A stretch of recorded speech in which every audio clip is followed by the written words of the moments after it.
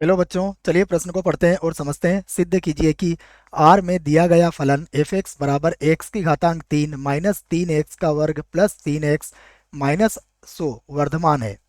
प्रश्न को हल करने से पहले हम प्रश्न के लिए मुख्य अवधारणा लिखेंगे। तो प्रश्न के लिए मुख्य अवधारणा जिसकी सहायता से इस प्रश्न को हल किया जाएगा। मुख्य अवधारणा में हम वर्धमान फलन के लिए कथन को लिखेंगे कि यदि अंतराल a, b में एफ एक्स वर्धमान है तब एफ डैश एक्स सदैव 0 से बड़ा होता है इस अंतराल में। यह बात आप याद रख सकते हैं। यह वर्धमान के लिए हमारे पास एक प्रतिबंध हो गया। आइए अब प्रश्न की बात करते हैं। प्रश्न में हमें दिया गया है एफ एक्स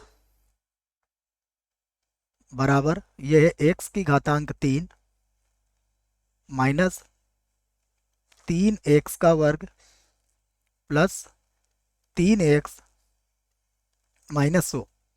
अब हम इसका अवकलन करते हैं तो ये होगा एफ डैश एक्स, ये होगा 3x का वर्ग माइनस हो जाएगा 6x और प्लस हो जाएगा 3। ये लिख लिया हमने। अब हम यहाँ पर एफ डैश एक्स बराबर ये तो हो गया 3, कॉमन ले लेते हैं, x का वर्ग माइनस का 2x प्लस 1, ये मान हमें मिल जाएगा। यहाँ पर देखिए एफ डैश एक्स बराबर ये होगा 3 और ये हो जाएगा x माइनस 1/2 और पूरे का क्या हो जाएगा वर्ग। 1/2 नहीं बच्चों, 1 है ना,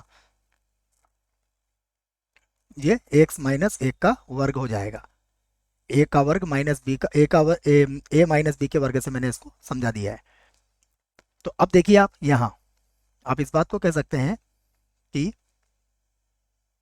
हम जानते हैं, यदि को रहने देते हैं बच्चों, हम जानते हैं किसी भी संख्या का वर्ग क्या होता है, सदैव शून्य या शून्य से अधिक होता है। तो इस बात को हम कह सकते हैं कि हम जानते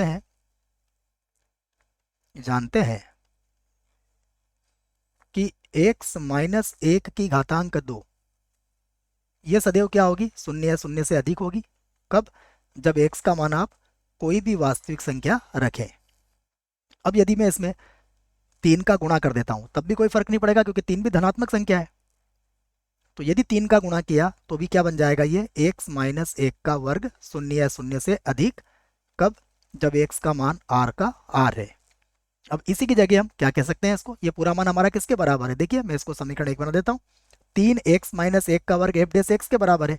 तो ये आ गया हमारे पास एफ डैश एक्स और ये क्या हो गया, बड़ा हो गया शून्य या शून्य से। तो यह, और कब?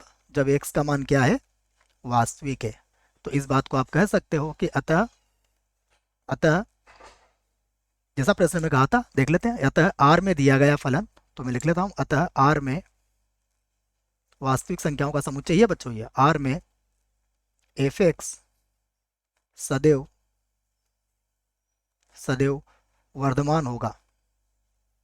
वर्धमान होगा। यही हमें सिद्ध करना था। आशा करता हूं बच्चों आपको इस प्रश्न का उत्तर समझ में आया होगा। धन्यवाद।